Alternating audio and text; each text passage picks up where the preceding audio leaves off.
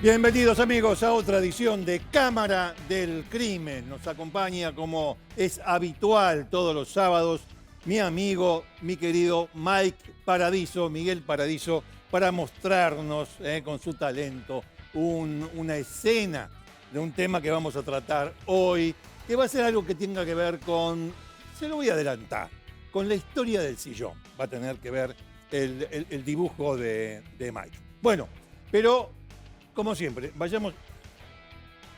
¿Qué es esto? ¿Qué es esto? ¿Qué? No, sí, lo reconocí. No, bueno, ojo. Es Anubis, el dios de los muertos. En la mitología egipcia es Anubis con la cabeza de chacal el que te acompaña cuando vas del otro lado. En la mitología, en la religión egipcia, del Egipto antiguo, claramente, ¿no? ¿Y qué hace Anubis acá? Anubis es el que lleva el libro de los muertos. Lo acompañó aquel que está allá. Claro, lo acompañó a Skeleti y le permitió volver, porque tiene un poder fenomenal, Anubis. Ojo con Anubis. Bueno, ¿por qué estamos hablando de esto, de mitología egipcia? Porque hay un chanta. Hay un chanta que se dice que es egiptólogo y ha engañado, maltratado, reducido a la servidumbre, comprado y vendido personas. Un estafador, pero de una... a ver, los estafadores como un prestidigitador, ¿vio? Un tipo que le saca la ficha enseguida a la gente, sobre todo la que está pasando por un mal momento en cualquier aspecto, y ahí se aprovecha ¿para qué? Para sacarle plata. Se dice sanador egipcio. No hay ni sanador ni hay egipcio, pero vamos a entrar en esta historia después del impacto. ¿Cómo están, queridos amigos? Un saludo a los maestros Session.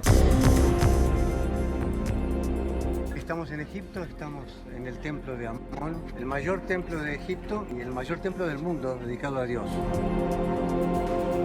Amón significa secreto, oculto y escondido. Secreto, oculto y escondido. La capacidad que tenemos de transmitir la energía de Session a nuestro paciente. Él era una persona muy inteligente, se vestía bien. Él se presentó como el presidente de la escuela, que después pasó a ser fundación, y como psicólogo. Te transmitía seguridad, confianza, protección. Vengan conmigo. Estudiar anatomía, fisiología, patología, psicología de los cuerpos visibles y todo lo mismo de los cuerpos invisibles. ¿Cómo es la patología de un cuerpo invisible?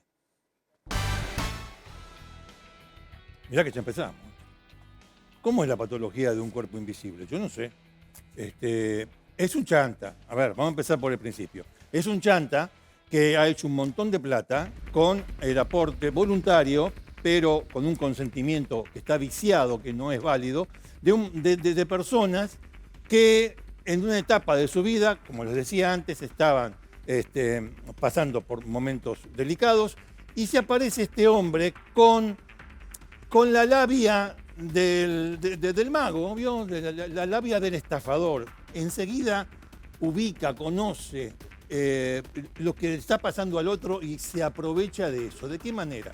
Bueno, hablando de cosas que no tienen sentido, como por ejemplo el pensamiento jeroglífico. No existe un pensamiento jeroglífico. No existe. Nada de lo que el tipo dice o hace existe. No existe, son inventos. Esos inventos los lleva, de todas maneras, a convencer a la gente que, como les decía, está con necesidades, y entonces se hace el psicólogo.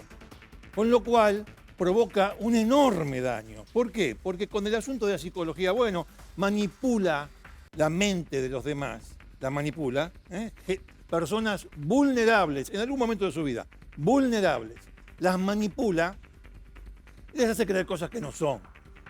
Pero vayamos a los hechos.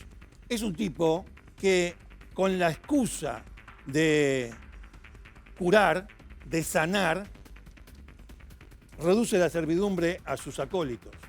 O sea, los hace trabajar de esclavos.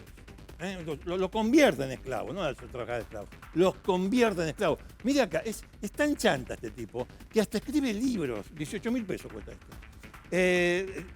Escribe libros de nada, porque esto no es nada. Mire la portada, mire, cualquier boludez, cualquier boludez. El nombre ficticio del tipo es Sahu, Ari Merek. Es un chantún. Nadie no. Hay mucha gente que ha creído esto. Pero insisto con esta cuestión. Personas vulnerables en algún momento de su vida. Bueno, ¿usted piensa que está solo con esto, con este tipo? No. Está con su mujer, está con su hijo, que se llama Máximo. Está con su mujer también y hay como 11, 12 personas que están siendo investigadas. Ahora, esas 11, 12 personas, incluyendo a él, a su mujer y al hijo, estuvieron detenidas en Córdoba, porque todo esto pasa en Córdoba. Sí. Él decía, por ejemplo, le doy un ejemplo, él decía que las personas, sus seguidores, digamos así, lo debían acompañar a un lugar llamado Pozos Azules. Es un lugar cerca de Cura Brochero, ahí en Córdoba, que es un lugar de nada, más que Pozos Azules, es un pozo ciego, donde metió eso que usted está viendo ahí, una pirámide. Así, porque bueno, vio un chambón. Lo que pasa es que el chambón, con la gente que está mal, parece que es Gardel, no es Gardel. Ahora, este tipo estuvo preso. Y los otros de esta secta estuvieron todos presos, estos sanadores egipcios. Pero como pasó el tiempo sin que le hagan juicio, la causa sigue, va a ir a juicio en algún momento, pero, lo dejaron en libertad. Salen en libertad, pero ya desde antes de salir en libertad, porque me parece no, la excarcelación se la dieron en junio pasado. Antes de salir en libertad, ya el tipo, ahí cerca, a principios de año, empezó de nuevo, se había calmado porque lo metieron en cana. Y ahora le digo cuáles son los delitos por los cuales lo metieron en cana. Había desaparecido de las redes, volvió a las redes y sigue difundiendo todas estas mentiras. Pero a tal punto que a las personas les detecta enfermedades que no tienen, las medica de enfermedades que no tienen para después decir, cuando pasa un tiempo determinado y esa persona se hace los análisis correspondientes, no tenés nada, viste, yo te curé. Un chantún de primero, pero a ver, vamos a ver el Instagram. Acá, vamos a ver el Instagram. Bueno, ¿qué dice acá? Investigación egiptológica, no existe eso. El tipo no es egiptólogo, no es arqueólogo, no es nada. No es nada, es un chanta que vive del engaño de los demás. Y eso es lo que a nosotros nos embroma. Por eso lo estamos señalando aún antes del juicio. Nada de esto existe. Ahora, eso sí, se hace pagar excursiones a Egipto. Eso que usted vio al principio del programa, eso existió. O sea, el tipo por sus fieles se hace pagar viajes a Egipto. Y ahí zanatea de lo loco. Vamos a escucharlo un poquito ahí en Egipto, pagado por sus fieles que iban engañados. Vamos a escucharlo. ¿Cómo están, queridos amigos? Un saludo a los maestros Session. Estamos en Egipto, estamos en el templo de Amón, el mayor templo de Egipto y el mayor templo del mundo dedicado a Dios. Amón significa secreto, oculto y escondido. Secreto, oculto y escondido. La capacidad que tenemos de transmitir la energía de Session a nuestro paciente. Vengan conmigo. Estudiar anatomía, fisiología, patología, psicología de los cuerpos visibles y todo lo mismo de los cuerpos invisibles. Cada cual podrá insertar en su mente todas las conceptualizaciones que voy marcando. Especialistas en la ciencia terapéutica Session, y bueno, los que están acá son compañeros de la fundación que están haciendo su posgrado en esta campaña que es la 41. Y lo que tenemos que lograr para ser mejores terapeutas cada vez es la capacidad de generar el neutro, ese punto que es el infinito, que está arriba de nuestra corona, igual que en el árbol de la vida. Eso es lo que yo hago, al restaurar la tradición egipcia, formo maestros como los antiguos, del mismo linaje. Yo soy discípulo de Rabbi Shimon Ben Levi y él me formó a mí desde los 14 años. Session nos enseña a partir de eso, ahora sigo con el secreto, nos enseña a partir de eso que la vida muchas veces para nosotros también es así. Pronto en tu ciudad... Amón no significa secreto, ni misterio, ni nada. Es sol, aire. Es una figura de la mitología no central. Atón en algún momento fue un dios, también representaba el sol, como Amón. Pero eso es parte de la historia griega que no tiene nada que ver con esto. No es ni de secreto, ni de misterio, ni de nada. Eso es ser chanta. Le quiero contar algo. No sé, ahora me agarró la... Le quiero contar algo. Un mito egipcio le quiero contar. Un mito egipcio, pero de verdad, ¿eh? De verdad, es comprobable, fuente verificable. Agarren el libro que no muerde, no como este atorrante. Bueno, muy bien. Usted sabe que Osiris era el dios supremo, ¿no? El dios supremo para los egipcios hace muchísimos años. Pero su hermano Set estaba envidioso de Osiris. Va y lo mata. Lo mata y lo descuartiza y desparrama las partes de su cuerpo por todo Egipto. La mujer de Osiris, espantada, Isis, la diosa Isis,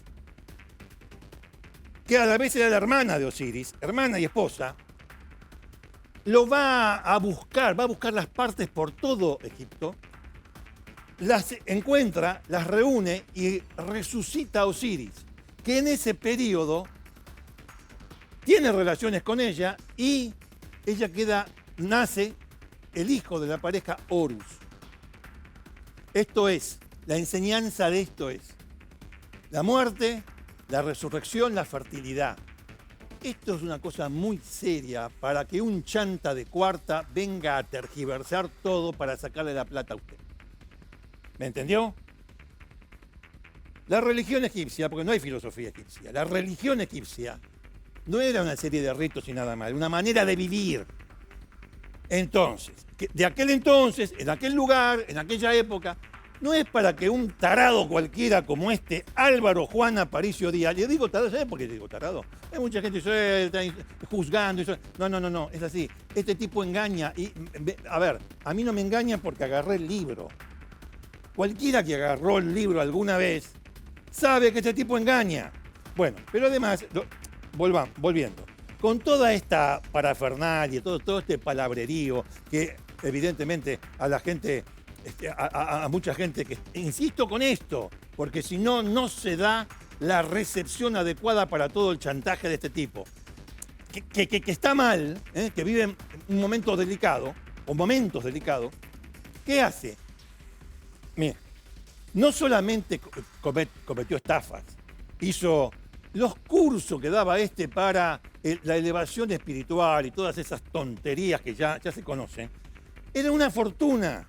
Y además los creaba así como, qué sé yo, no sé, como quien recita el equipo de Boca del 54. Así. Los creaba en el momento y hacía pagar por eso. Como hacía pagar a la gente que lo llevó ahí. ¿Cuántas veces lo llevaron ahí?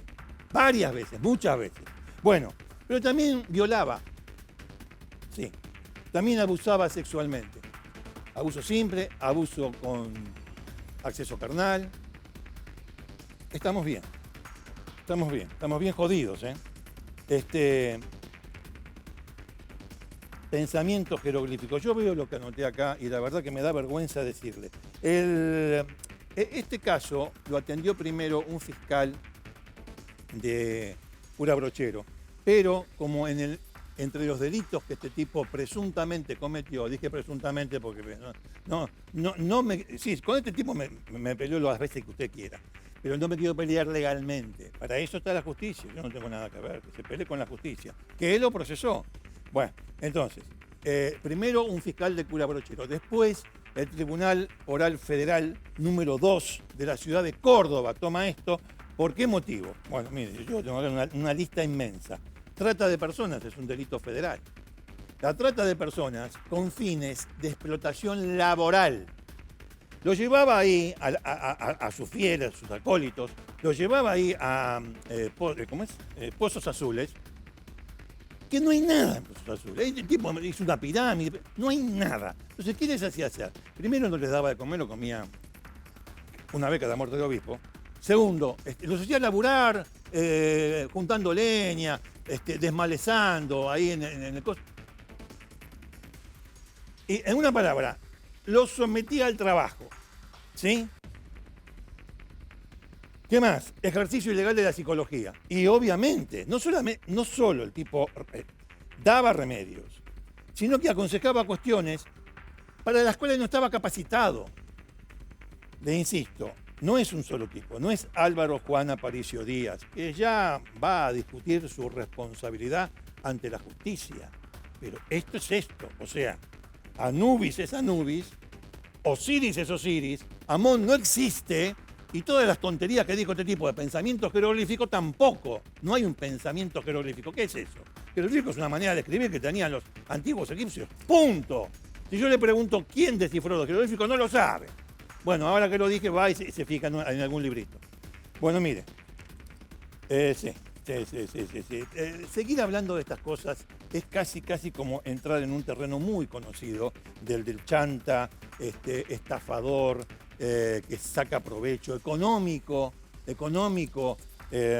y también de otra naturaleza. Así que yo le propongo esto. Tengo que destacar la entereza de Noelia Elizabeth López. Noelia Elizabeth López es una víctima, que lo ha denunciado obviamente, de Aparicio Díaz. Es una víctima de Aparicio Díaz. Está allí en pantalla ya con nosotros.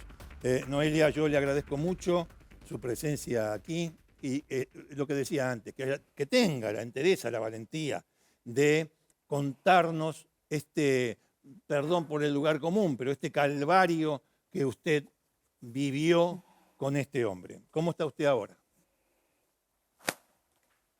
Buenas tardes, Ricardo.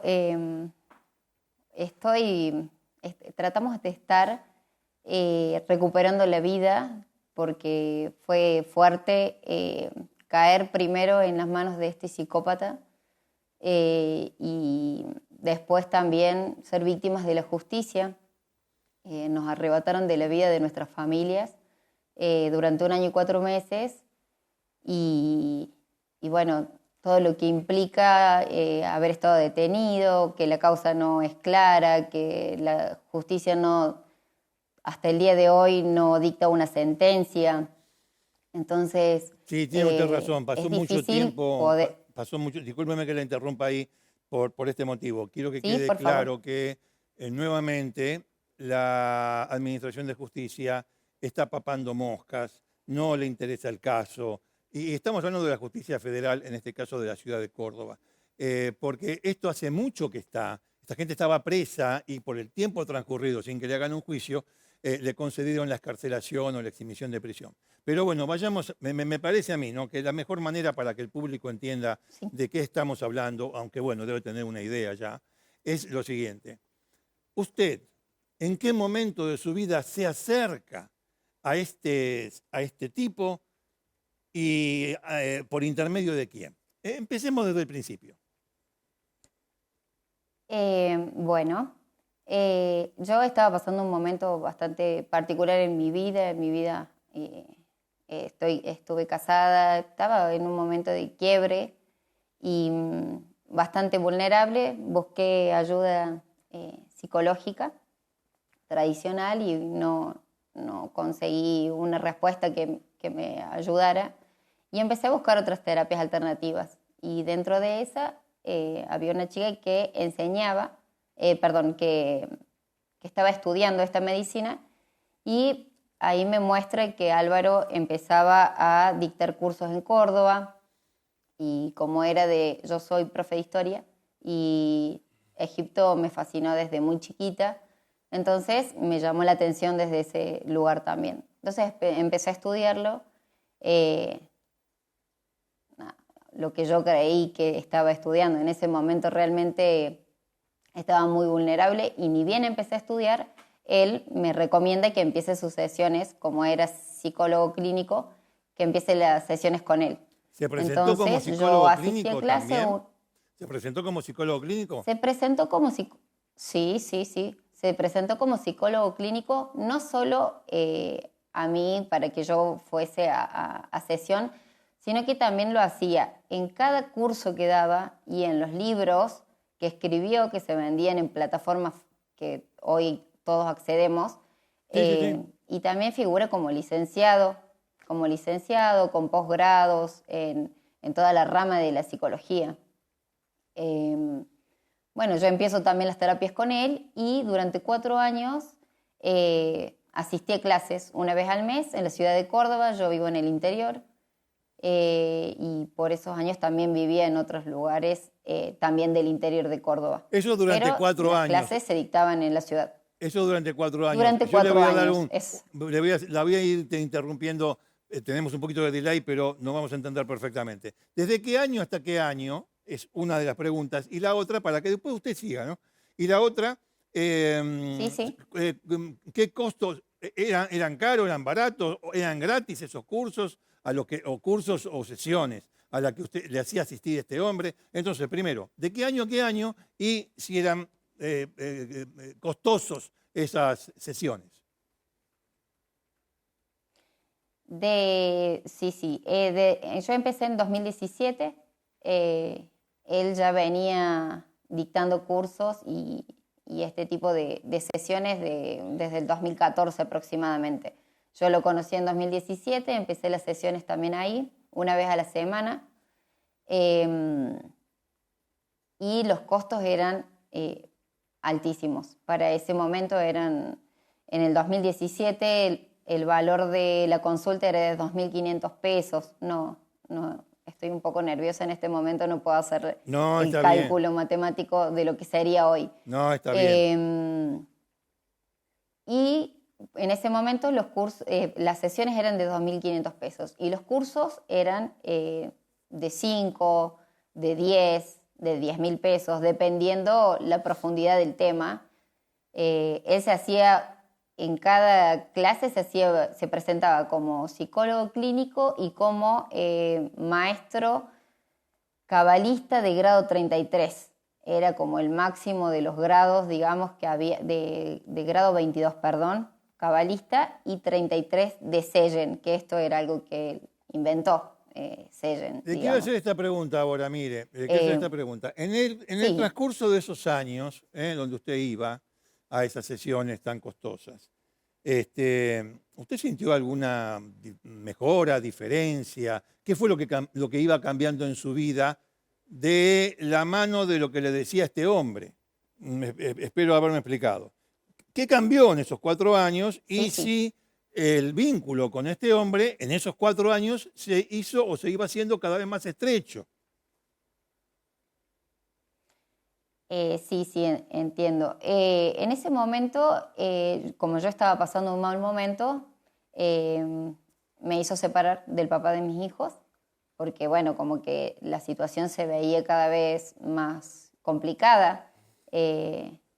Mi expareja tampoco no estaba tan de acuerdo con el pensamiento de este hombre. Sí. Entonces un poco como que íbamos chocando en conversaciones cotidianas y la cuestión es que como que mirándolo desde hoy, ¿no, Ricardo? ¿Sí? Yo lo que noto que en esos 4 años no es que yo me sentía bien y que mis situaciones iban mejorando. Lo que me doy cuenta es de que me empezó a aislar de todo el mundo y yo cada vez, hasta el 2020, no tenía una relación estrecha con él, que fue cuando nos hace ir a Pozos Azules. Hasta ese momento eran compartir. Fui a Egipto con él en uno de esos viajes.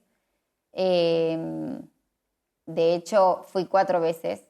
2 veces cuando todavía estaba en pareja y 2 veces después que me separé. Con el acuerdo económico que llegué con mi expareja, él me dijo que no, que era importante que yo fuera al viaje. Me obligaba a que lo hiciera, ya sea por una cuestión de formación, por una cuestión de que me iba a hacer bien espiritualmente para que mis hijos y yo saliéramos adelante de la situación que estábamos atravesando. Entonces, de la división de bienes que hubo, pasaron todas a esos viajes a Egipto y a los cursos que vinieron posteriormente. Porque yo ¿Cuántos hijos soy docente. tiene usted? ¿Cuántos hijos tiene usted y si los vio siempre o cada vez lo iba viendo menos? Así como pasó o usted explicó con su pareja, con su marido, que cada vez se iban distanciando más hasta el quiebre. ¿Qué pasó con los chicos? ¿Cuántos hijos tiene usted? A ver. Tengo tres hijos y ellos en su momento eran chiquitos, siempre estuvieron conmigo, siempre, hasta el 2020, que empieza la pandemia y que nos lleva a Pozos Azules. Y durante los primeros meses con la pandemia venía el conmigo. fin del mundo, por ejemplo, Sí, y llevó a una parte de sus seguidores ahí a Pozos Azules. Pozos Azules, ¿no? Sí. Sí, a las personas que él eligió para ir a Pozos Azules, nos hizo renunciar a nuestras vidas completamente, a todos mis compañeros y a mí. Dejamos todo, dejamos trabajos, negocios. Bueno, yo le comentaba recién que soy docente y bueno, también por una cuestión de la pandemia todo se había parado, de hecho se hacía de manera virtual, pero yo estaba viviendo en Carlos Paz y todos dejamos nuestras vidas porque él nos iba a salvar la vida del fin del mundo. Del fin del mundo. A todo esto ya él... A todo esto es importante también resaltar que él ya nos había completamente doblegado nuestra voluntad. Nosotros no pensábamos. Eso es súper importante porque yo hoy lo veo y veo capaz que muchos comentarios, pero ¿cómo que no viste que era una secta? ¿Cómo le creíste? ¿Cómo que se venía el fin del mundo? Él durante 4 años y en mis compañeros durante muchos años más quizás también, él fue nuestro psicólogo. Él conocía cada parte de nuestra mente, nuestras partes más sensibles, nuestros miedos, y de eso se agarraba. Entiendo. Y cuando algo, o sea, porque primero la primera frase es, al maestro no se lo cuestiona. Entonces, nosotros llegamos a un momento de no pensar. Incluso hasta antes de que nos detengan, nos había convencido de que podía oír nuestros pensamientos. Yo al lado de él no pensaba, todo el tiempo trataba de enfocarme en otra cosa porque... Que él podía ver en su interior, en su interior, ver, bueno, no voy a usar ahora la chantada de este tipo, pero bueno, él podía ver en el interior de ustedes y de esa manera sanarlo, curarlo, hacerlo mejor, toda esa cuestión. Ahora, evidentemente usted no fue sola ahí a Pozos Azules. Había varias personas que fueron allí. Muy bien. Vamos a aclararle al público, porque la señora recién lo dijo. Después cayeron todos detenidos. Y ahí después se separó un poco la paja del trigo y había denunciantes entre las personas que en principio cayeron detenidas. Claro, denunciantes como ella. Ahora, ¿qué hacían en Pozos Azules? ¿Qué hacían? ¿Para qué lo llevó ahí? Bueno, él siempre tuvo o sea, nos hacía tratarlo como un dios. O sea, y ya cuando en Pozos Azules eso se empezó a agudizar. O sea, ya era Amón en la tierra. O sea, era un dios. Nos hacía nos hizo desmontar, preparar ese campo que estaba de 10 años de abandono, así que era mucho monte, nos hizo desmontar, nos hizo plantar árboles frutales, criar animales, nos hacía levantar 7 de la mañana, invierno con fríos muy extremos, y trabajar hasta la puesta del sol. No podíamos hablar entre nosotros, no permitía que fuéramos amigos ni que habláramos de nada. De hecho, el tiempo que estuvimos en el campo nos generaba choques y problemas entre nosotros para que todo el tiempo él sea el centro de atención y nosotros no poder darnos cuenta de lo que estábamos viviendo tampoco. Entonces nos hacía trabajar, todo lo comprábamos nosotros porque los animales los comprábamos nosotros con lo que íbamos teniendo del sueldo. Noelia, ¿comía? En mi caso del sueldo, sí. ¿Comían? Él comía lo mejor. Nosotros le comprábamos, por ejemplo, para él carne. Nosotros, cuando él nos invita a ese campo, nos hace que llevemos, como por decirle, 50.000 pesos en alimentos no perecederos. Y nosotros comíamos alimentos de latas. ¿De latas? Nosotros comíamos esa comida, sí. Nosotros hacíamos de comer con esa comida en lata o soja texturizada, papa deshidratada, como si hubiese sido un apocalipsis. O sea, llevábamos alimentos no perecederos, semillas. Nosotros comíamos eso. Él nos hacía comprarle carne, verduras frescas. Ellos tenían otro nivel, nos hacía cocinar, a mí me hizo cocinar para él, para su esposa y su hijo, Claro. una comida y para nosotros otra. Le quería decir una Y cosa. para nosotras otra. Sí, no, que quedó muy claro, pero no quiero pasar por alto esta cuestión. Esto fue con el tema de la pandemia, van allá porque se viene el mundo abajo, todas ese tipo de embrollos. Muy bien. Ahora, además de eso, o junto con eso, a mucha gente, este tipo le diagnosticó enfermedades. ¿A usted también? Sí, a mí me diagnosticó diabetes y durante medio año me hizo tomar metformina de 1 gramo durante el mediodía y 1 gramo a la noche. Pero dígame una cosa, espérese un cachito, porque esto es muy importante. Sí. Me parece a mí, va. Sí. Sí, por supuesto.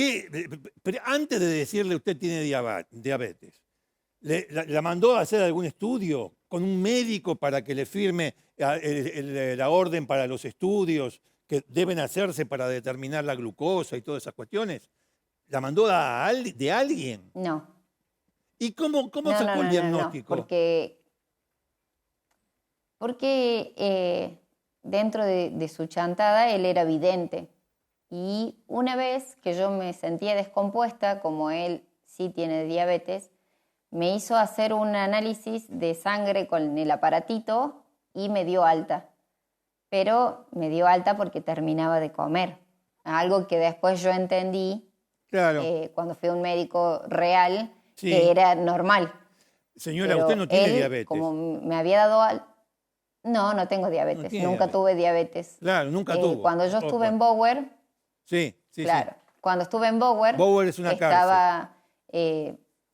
Bower es la cárcel de Córdoba, donde nosotros tuvimos que pasar 1 año y 4 meses a raíz de esta causa. Me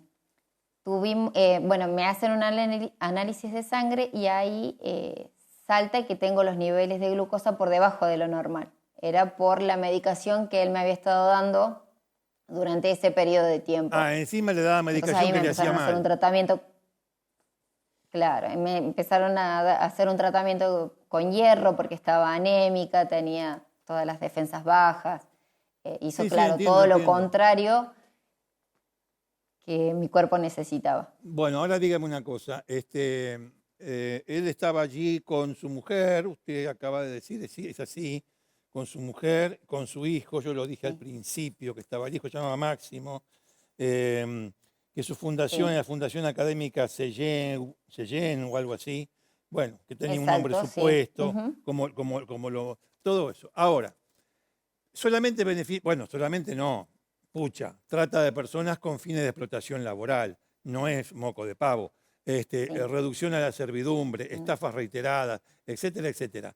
Pero también esa comunidad que el tipo creó le servía para, lo voy a decir con las palabras más, ¿cómo se llama? Más comunes, para satisfacer sus bajos instintos. Cuénteme un poco lo que se pueda contar. Sí, Sí, él está denunciado de abuso sexual simple y abuso sexual agravado. En mi caso es de abuso sexual agravado. Siempre con esta cuestión de sometimiento, y al maestro no se le dice que no, y así empezaron los abusos. Y el tema del abuso simple va mucho antes de la pandemia, cuando también a través de sus supuestas evidencias detectaba un tumor en las mamas. Entonces, con esa excusa, tanto Canes como él palpaban los senos de las pacientes, de estas víctimas, digamos. Entiendo. Y así es como un poco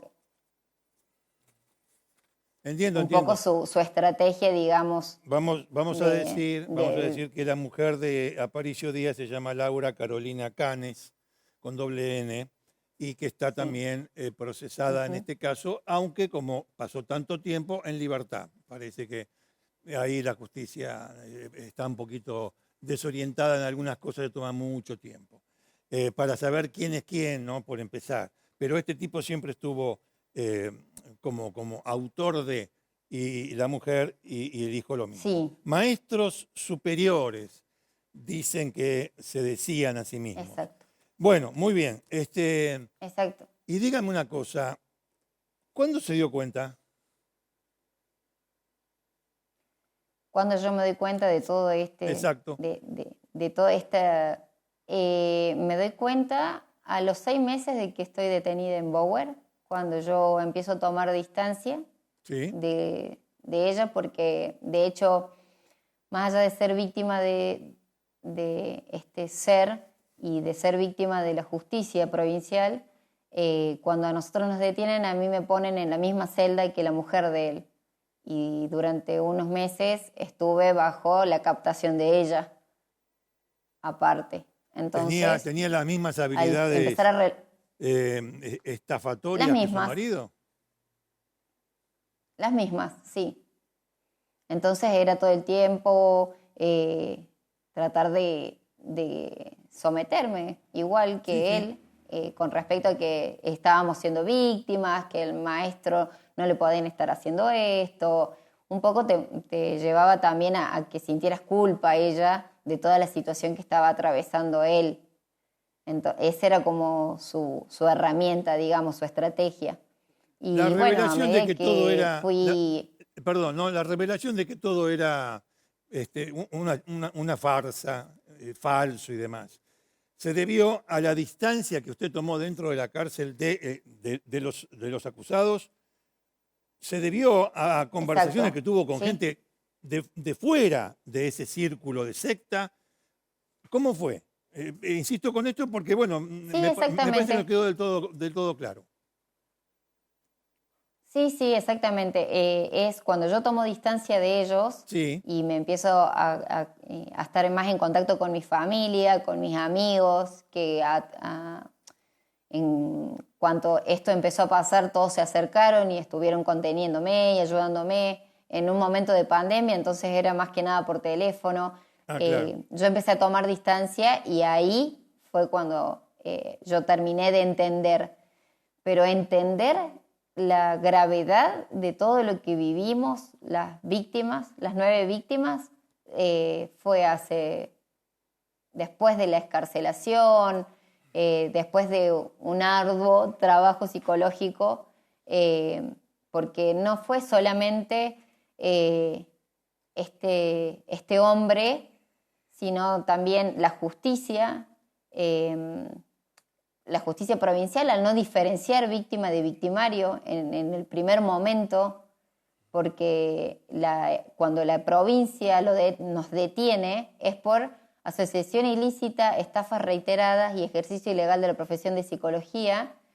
Y yo soy docente, nunca tuve un consultorio y no atendí a nadie como psicóloga, nunca me hice pasar por psicóloga ni nada, no estafé a nadie. Y todas esas pruebas estaban al alcance de la justicia, estaban en mi celular, en mi computadora. Barrieron con todo lo que encontraron ahí, en una palabra, en este sentido. Esto fue, lo que usted acaba de decir, fue la justicia provincial de Cura Brochero, en la Provincial. fiscalía, la justicia Exacto. provincial. A poco de ver, bueno, a Sí. poco de ver no, a mucho de ver porque tardó un montón de tiempo. Todo este paquete, y ya con cierta discriminación Sí. entre quién era autor y quién era víctima, o posible autor y posible víctima, pasa a la justicia federal de la ciudad de Córdoba. ¿Por qué? Y bueno, porque entre otras muchas cosas, de todo lo que estamos diciendo nosotros, además al margen de las estafas o de los abusos sexuales, acá tenés reducción a la servidumbre y trata de personas, que son delitos federales. Ahí pasa y más o menos empieza a aclarar el tema. Me quedé con una cosa que usted dijo, un dato de 9 víctimas. Sí. Usted se incluye entre las 9 y las 9 se presentan ahora como querellantes. Explíqueme un poquito eso. Sí, fuimos 9 víctimas las que estuvimos detenidas en Bower. Sí. 6 las que vivimos en el campo y otras 3 que también terminaron adentro de Bower por alguna situación puntual que la justicia de acá de la provincia consideró que estaban ligadas. Y todos somos querellantes y estamos todos en contra de él, somos todos víctimas de trata de personas.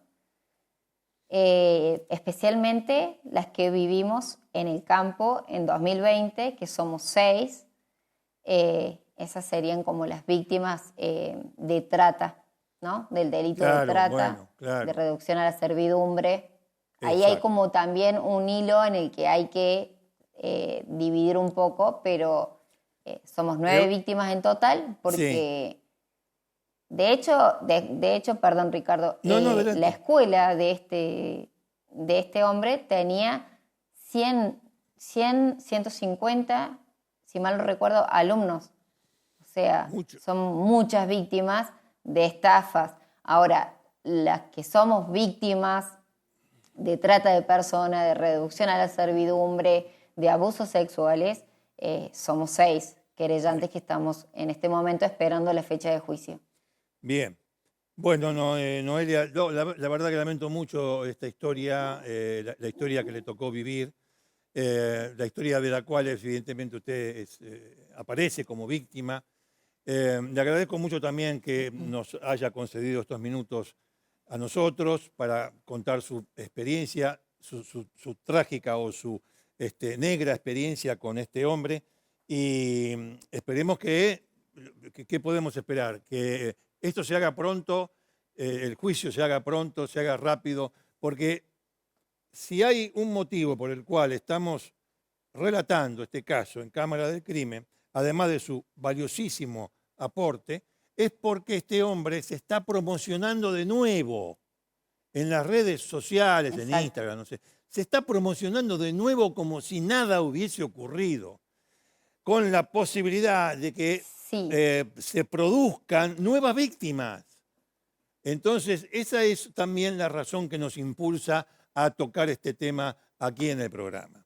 Nuevamente, si usted quiere algo para Sí, agregar, sí, por sí. supuesto, a su disposición, y ya le agradezco muchísimo estos momentos con Cámara de Crimen.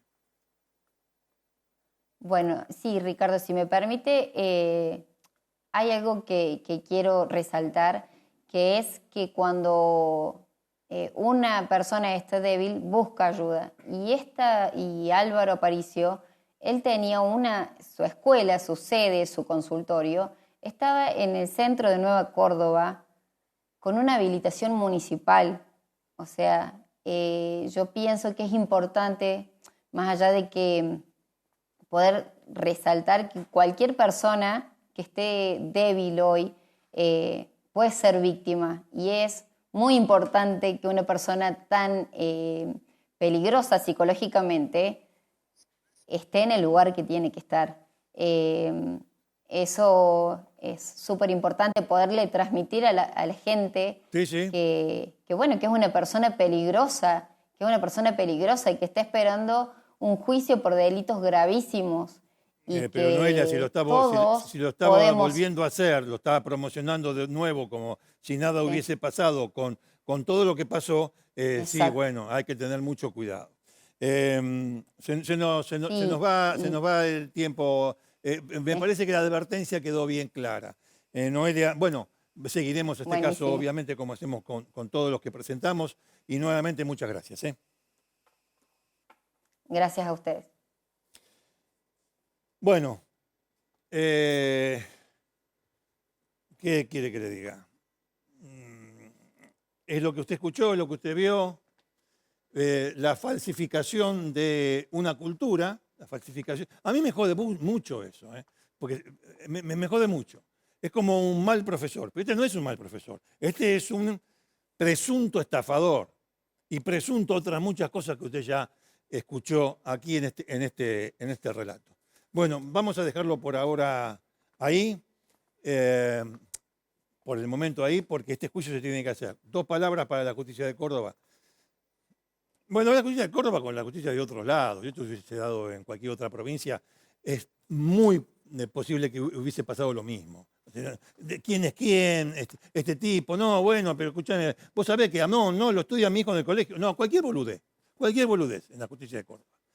Entonces, póngase un poquito en conciencia de lo que está haciendo, de lo que está viendo, de lo que está pasando.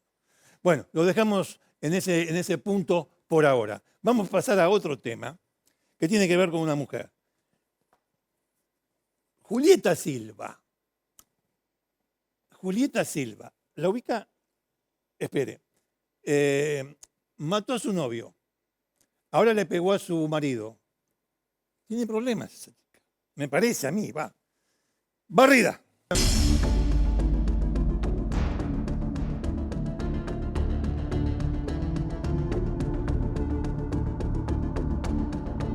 Y es medio difícil el tema de creerle a Julieta Silva. Mire, cuando Julieta Silva fue conocida porque atropelló a su novio en el año 2017, el 9 de septiembre del 17, en Mendoza. Salían de un boliche. Ahora, atención, estamos hablando de Julieta Díaz porque este es el antecedente de Julieta Díaz. Actualmente está con tobillera electrónica y en arresto domiciliario por una denuncia que le hizo el actual marido, por golpes, por pegarle. A tal punto, estamos hablando de Julieta Díaz, ahora voy a los antecedentes para que usted entienda perfectamente de quién estamos hablando. Pero esta mujer tuvo una discusión con su marido, ahora en julio, y este hombre, Lucas Jiménez, se escondió en el baño y desde el baño llamó al 911. Y llegó la cana y lo encontró en el baño.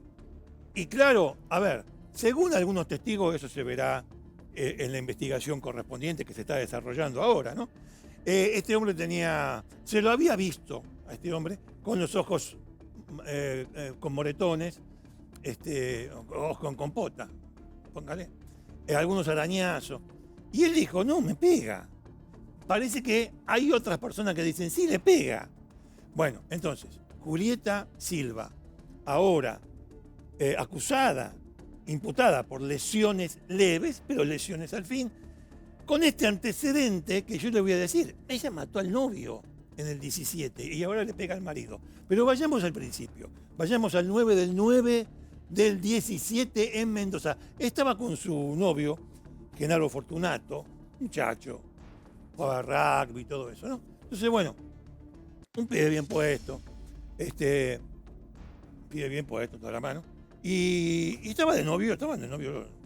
Salen de un boliche, del boliche Monabar. Salen del boliche Monabar, estaban discutiendo, lo ven otras personas, lo ven discutiendo y qué sé yo. Y bueno, ella, en un ataque impulsivo, en una reacción impulsiva, no ataque, en una reacción impulsiva, sube, ahí la vemos en el juicio que a veces estaba llorando, otras veces no, bueno, ahí está. Sube al vehículo de Fortunato y él la quiere agarrar y se cae el pibe, se cae porque, bueno, nada, ya había arrancado, no dio ni 5 de pelota, pero sí le dio pelota. ¿Por qué? Porque el pibe se cae pero se reincorpora y ella se va, pero pega la vuelta en U y regresa donde estaba, ahí está el muchacho, donde estaba Fortunato y lo atropelló. Pero lo atropelló y lo llevó y lo pasó por arriba. Bueno, y ya está, ¿no? No, no está. No está. Porque la situación daba para dos cosas.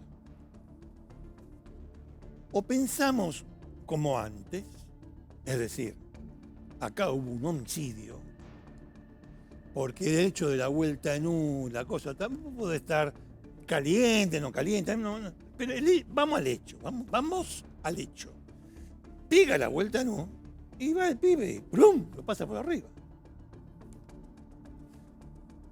Como se pensaba antes, no voy a decir cuándo, como se pensaba antes, es un homicidio. Como se piensa ahora, bueno, estaba con un auto, ¿no? Pero estaban discutiendo, ¿no? Y sería demasiado pensar que tuvo intención de matar. Y entonces, ¿qué? Y si estaba en el auto, tuvo un accidente. Un accidente. Sí, un accidente. Homicidio culposo, o sea, por negligencia. Una negligente, fue imprudente, fue negligente. Estaba bebida, estaba con el trengui, entonces, no, momento. Bueno, le dieron 3 años y 9 meses de prisión por homicidio imprudente a Julieta Silva. ¿Qué decía ¿cómo se llama? ¿Qué decía el informe psicológico que le hicieron en su momento? Decía así, mire, lo tengo anotado acá. Le hacen un examen psicológico a propósito de el juicio por la muerte de su novio. En esa circunstancia, con la camioneta que le pasa por arriba. Muy bien. Muy bien. ¿Qué dice el informe psicológico? Personalidad inmadura. No tiene empatía. Poca capacidad empática en sus relaciones. Tiende a la exageración. Tiene una tendencia a impulsos agresivos. Inestable en sus relaciones personales. Reacciona según sus propios códigos y sus intereses. Bueno, muy bien. En el año... Ella estuvo presa cuando fue lo de su novio, lo de Fortunato. Estuvo presa, estuvo en arresto domiciliario, estuvo en la cárcel en arresto domiciliario. Bueno, el asunto es que le dieron 3 años y 9 meses, como le acabo de decir, y en el año 20, en marzo del año 20, creo que estábamos en pandemia ya. Bueno, salió libre porque había cumplido los 2/3 de la pena, los había cumplido. En arresto domiciliario o en la cárcel, los había cumplido. Entonces, sale en libertad condicional en el año 20, en marzo.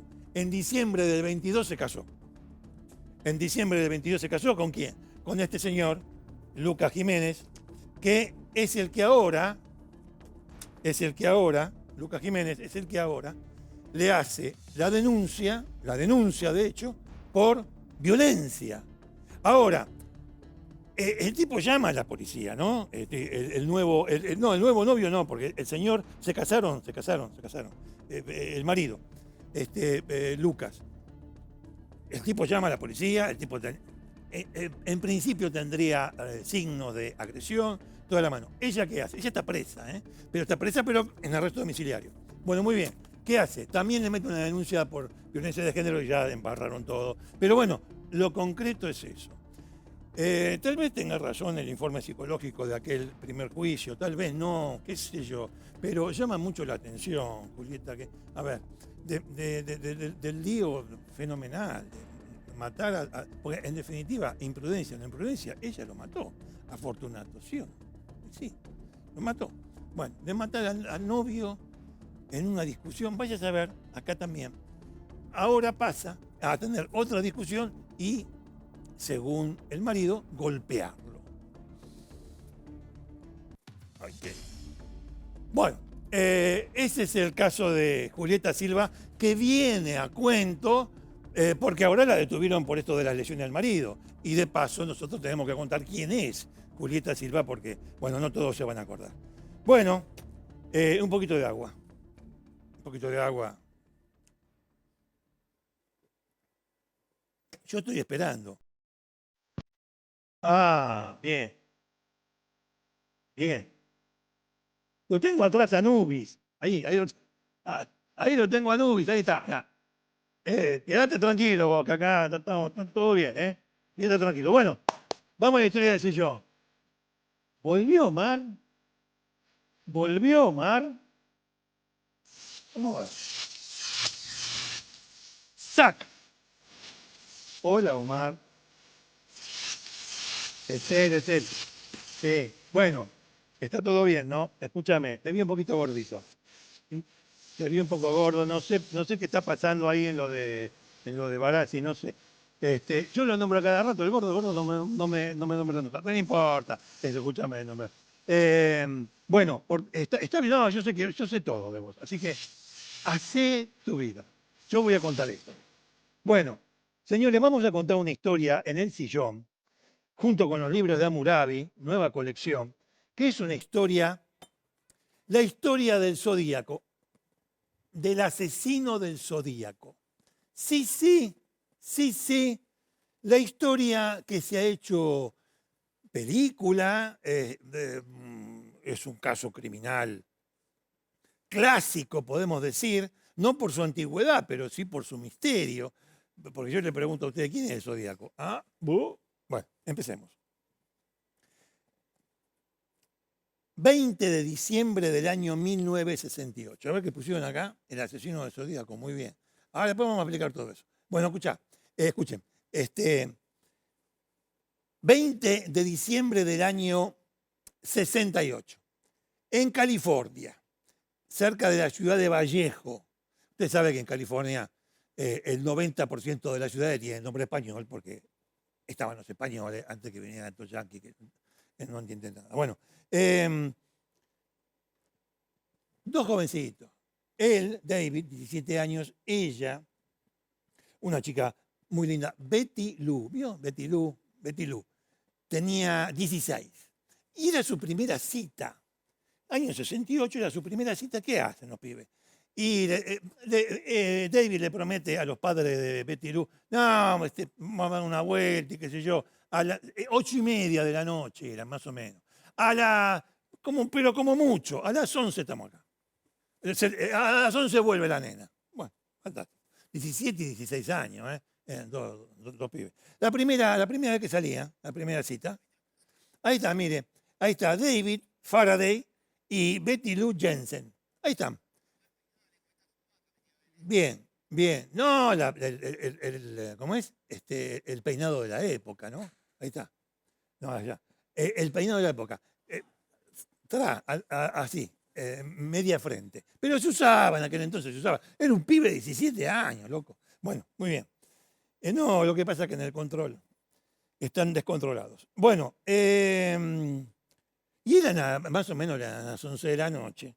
Los pibes estaban ahí.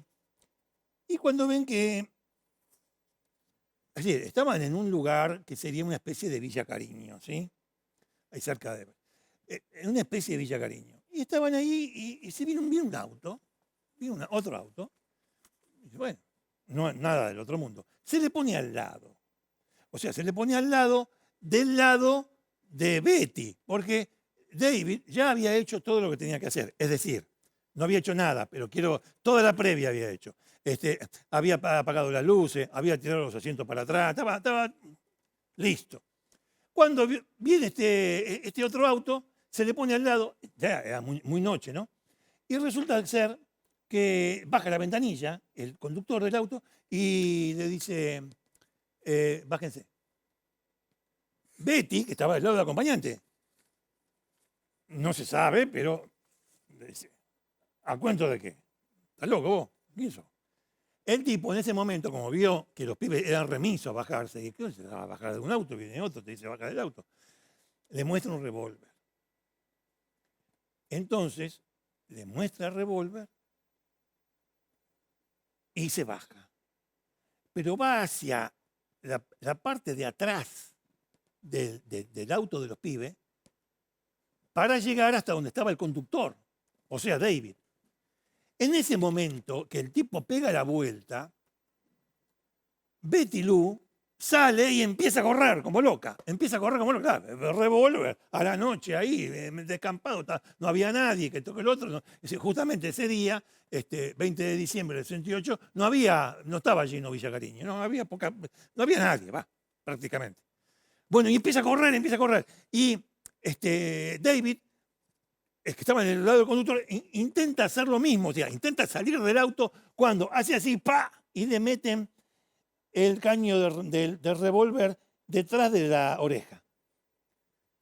El pibe se queda un instante helado y ahí, ¡pa! El disparo. Le destrozó la cabeza. Betty seguía corriendo, y más ahora, llorando y toda la mano esa. ¿Por qué? Y porque escuchó el disparo. Y seguía corriendo, y el tipo, el del revólver, el asesino, hace puntería, estaría a unos 9 metros de donde estaba él. Había recorrido unos 9 metros, porque esta acción es más lenta cuando se cuenta, pero en la acción misma es rápida. Y tira haciendo puntería y le acierta 5 veces en la espalda a Betty Lou. Y la mata. Esta es la que ustedes están viendo, la camioneta en la que iban David y Betty Lou. La camioneta era de David. Año 68, 17 años, salió con su novia, con una chica que le gustaba, a ella también. Es una Rambler, sí, es una Rambler. Una Rambler, mire usted. Este es el auto original del primer crimen de quien luego sería Zodíaco.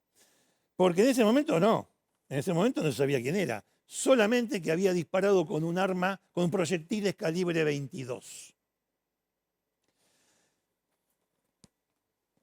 7 meses después de este crimen, o sea, ya estamos en el año 69, el 4 de julio del 69, justamente el 4 de julio, la fecha patria de los yanquis, toda la mano, el 4 de julio, que era un día festivo.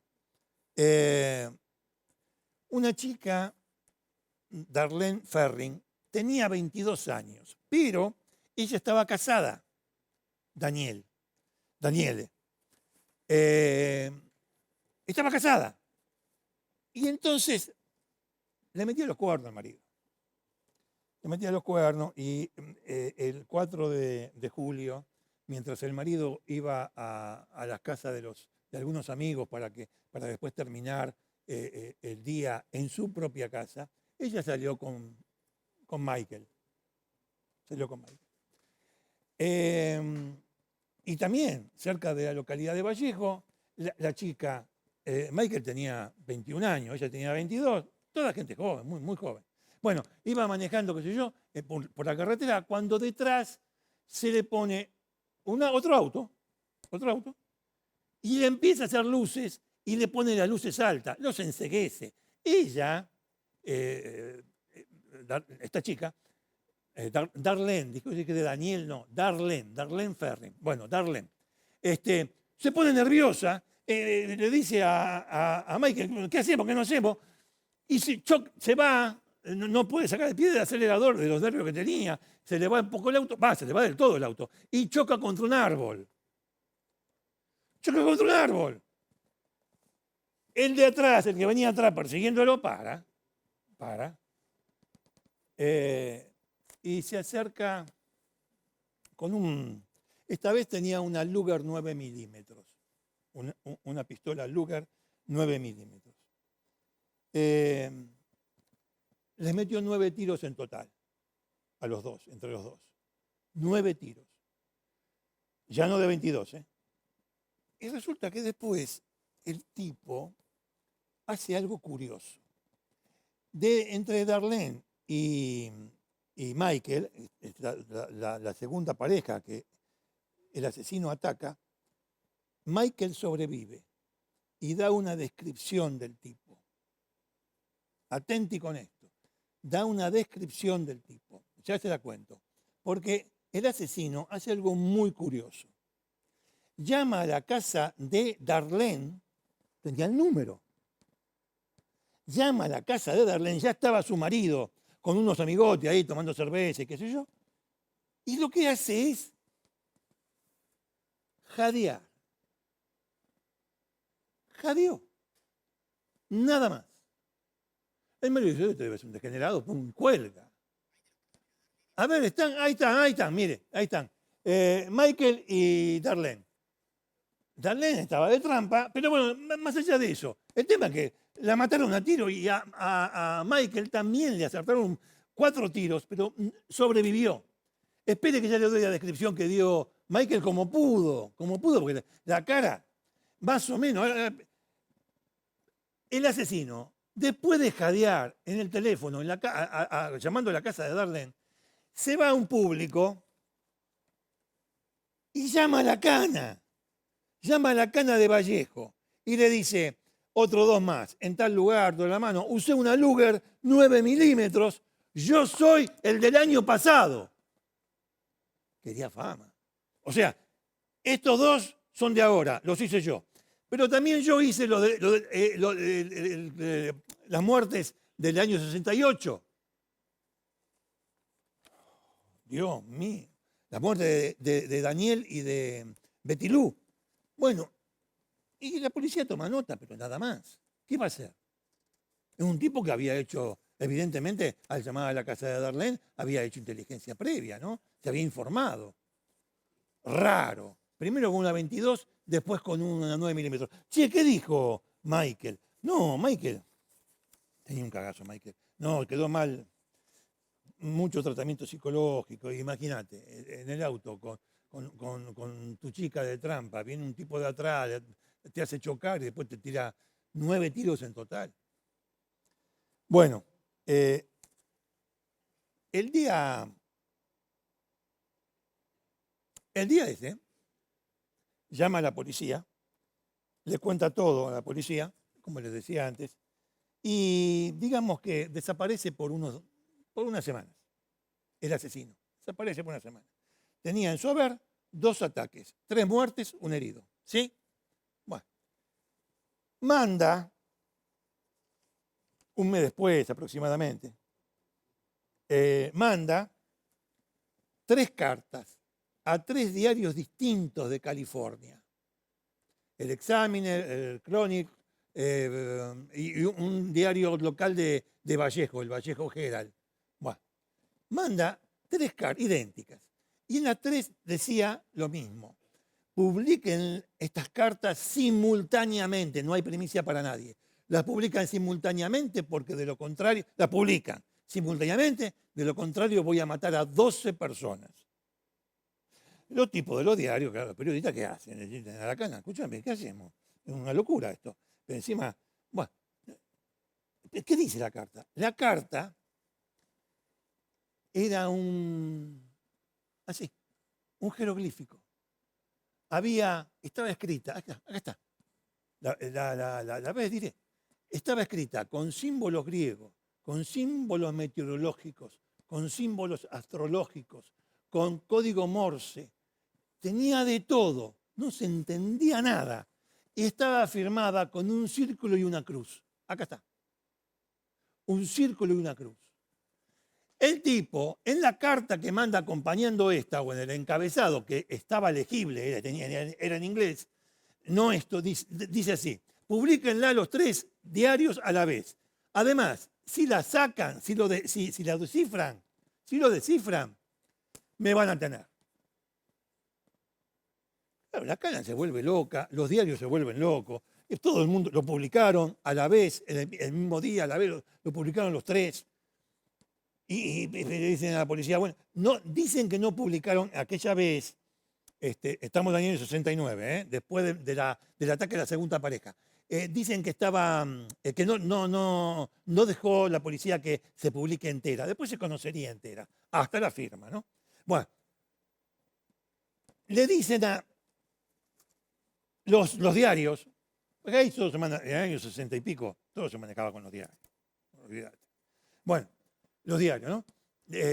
Sale una nota al día siguiente de esta publicación, sale una nota de un cana, un jefe de policía, diciendo, así que sos vivo, dame información de los crímenes para que nosotros te creamos. El tipo le manda, el asesino le manda una segunda carta, la primera fue esta, ¿no? La de los símbolos. La segunda carta le dice, en tal ocasión hice esto. Conocía cosas de los asesinatos que solamente el asesino podía saber. Solamente el asesino. A la mierda. Y en esa segunda carta, donde explica cada uno de los asesinatos, firma Zodíaco. O sea, que la palabra zodíaco no viene de la cana, no viene del periodismo, no viene de los tribunales, no viene de ningún lado. El propio asesino se autodenominó Zodíaco. ¿Por qué? ¡Bu! Ay, Dios mío. Bueno, y no daban pie con bola con ese asunto de los jeroglíficos. ¿Qué hacemos con esto?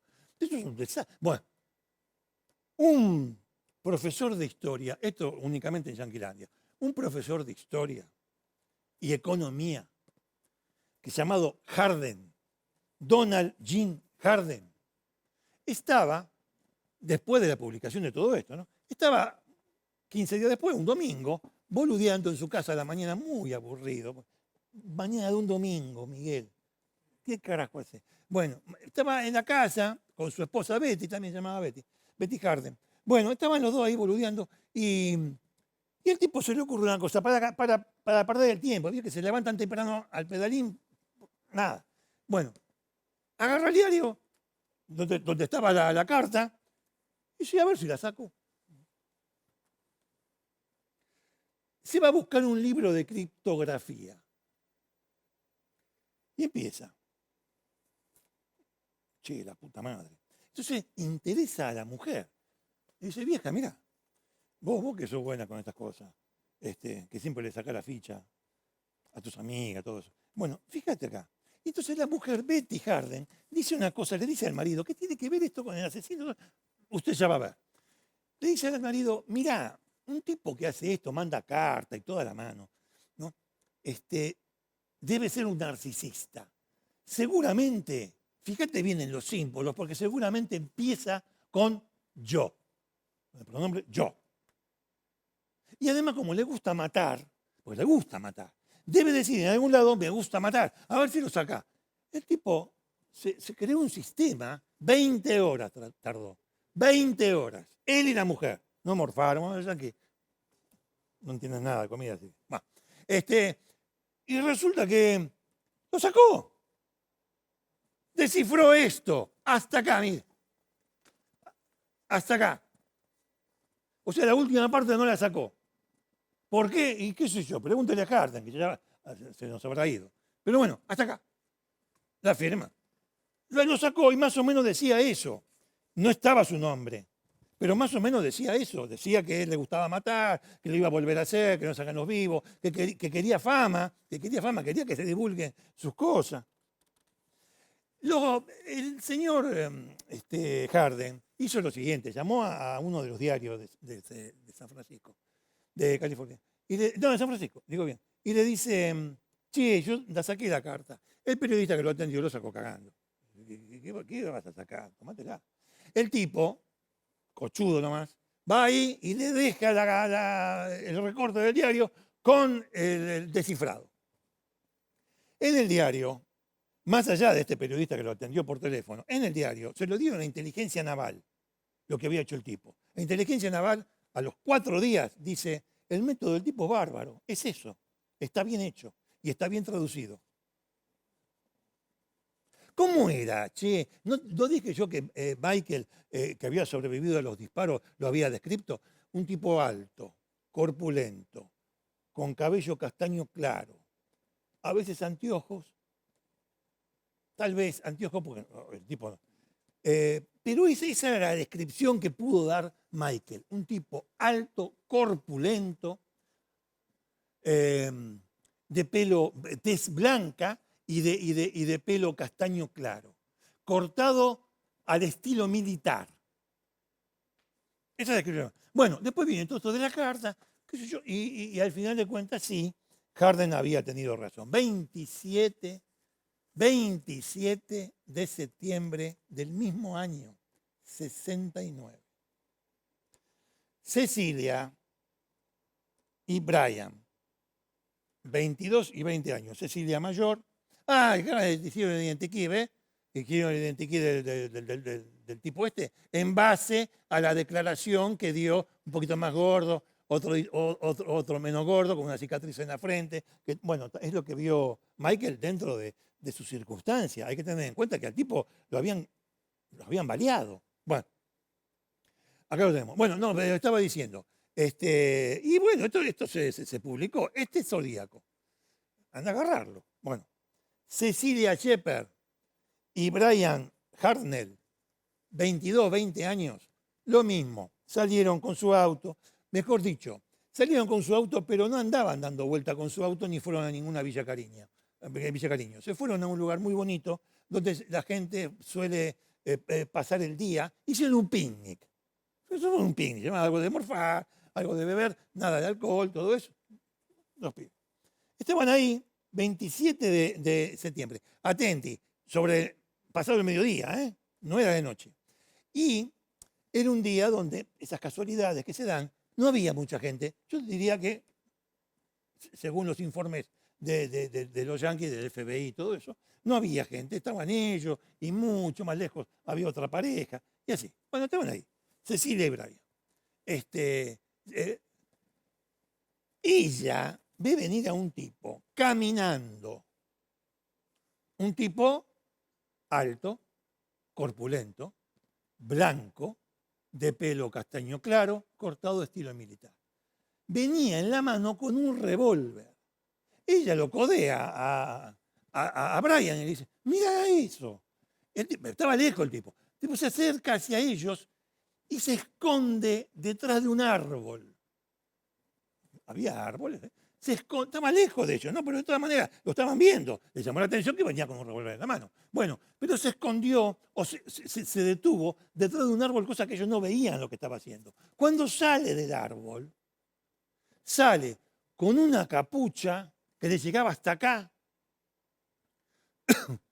un cuchillo de carnicero y cuerdas de plástico. Y se le aproxima a ellos, de esa manera.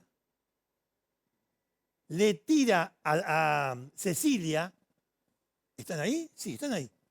Ahí está, mire. Cecilia y Brian. Le tira a ella la soga de plástico y le dice, atalo al otro. Y ella lo ata al otro, a Brian, y él se encarga de atar a Cecilia. Estaban en el pasto, sobre el pasto. Obviamente, no estaban sentados, él los tira. 24 puñaladas les da. De adelante, de atrás. A ella particularmente en el estómago, en el pecho. No le corta el cuello. En el estómago, así. En el estómago, en el cuello, en la ingle. Y se va.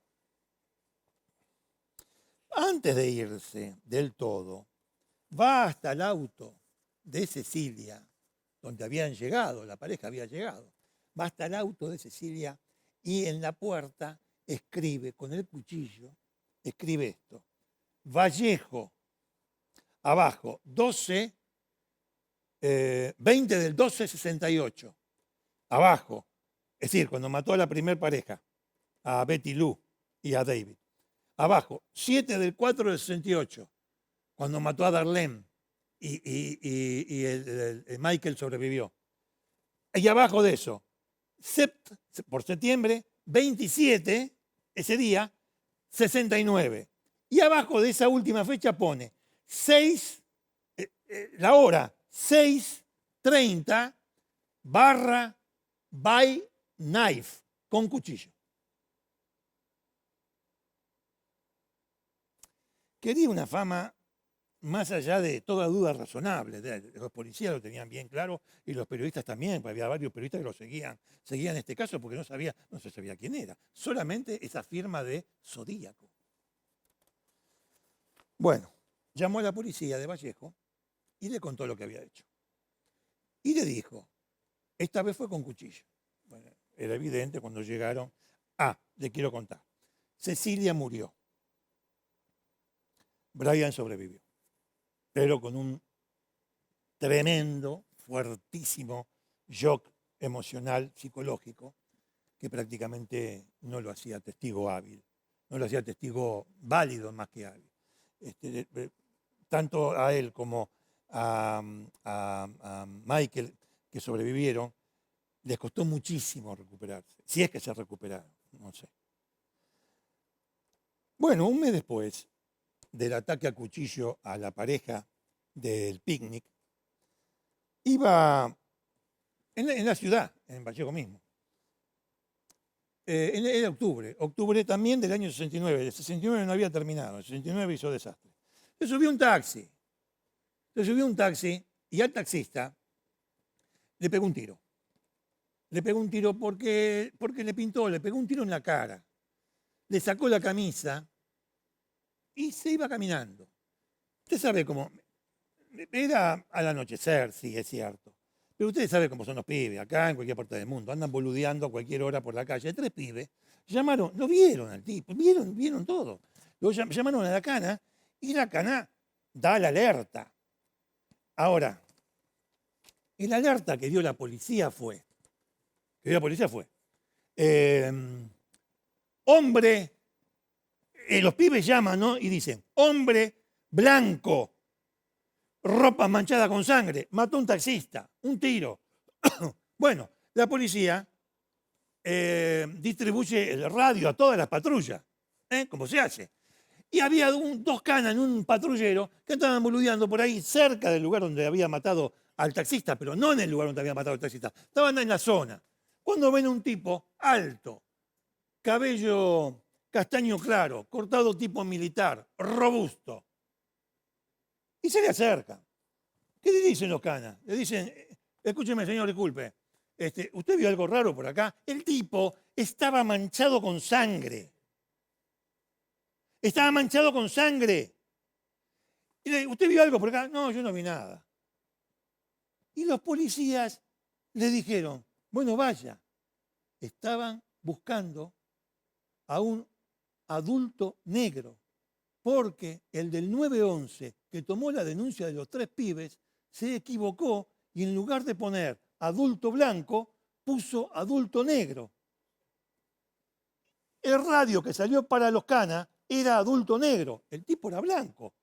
Como estaban apurados los canas, no solamente era blanco y no negro, es decir, como le habían dicho, sino que ni se dieron cuenta que estaba lleno de sangre. Estaban apurados. Los dejaron ir. Bueno, tenemos el taxista. Ahí está el taxista Paul Stein, que no lo había dicho. Bueno, también lo mató. Tenemos 5 muertes, 2 sobrevivientes. Tenemos. Bueno, amigos, desde el año 70 también siguió comunicándose con la cana, llamaba, tiraba alguna carta, siempre zodíaco, ¿no? Le voy a decir, mire, del año 70 al año 74, mutis por el foro. No se supo nada más ni de crímenes atribuidos al Zodíaco, ni del Zodíaco, que quería tanta fama. Pero en el año 74 pasó una cosa muy curiosa. Llamó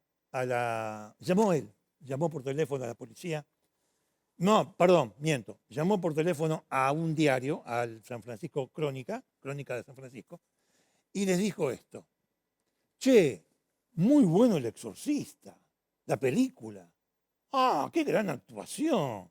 ¡Qué bárbaro! Me encantó El Exorcista. ¿Me pueden decir cuándo van a hacer una película sobre mí? Y colgó. Del 74 al 78, mutis de vuelta. Del 70 al 74, silencio. 74, esa llamada que era El Exorcista. Y después, del 74 al 78, silencio. 78, ¿qué pasó? En 78, la cana recibió una denuncia, mejor dicho, estaba averiguando, y recibió una denuncia de una familia que tenía, uno de sus familiares, se llamaba Arthur Leigh Allen, Arthur Allen, de la mamá, del hermano y de la cuñada, la mujer del hermano, ¿no? diciendo lo siguiente. Allen, es decir, Arthur es alto, es corpulento, tiene el pelo castaño claro, se corta tipo militar y está loco, porque lo hemos visto nosotros garabatear símbolos extraños en un papel. Una locura.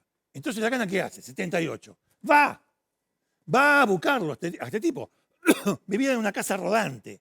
Una casa rodante que los Cana entraron sin orden de allanamiento. El tipo no estaba, vendría después y ahí lo encuentran. Pero digo, lo que vieron los Cana adentro era un basural, todo desordenado, toda basura. Una merda. Bueno, cuando habían salido, ven venir un auto y era él.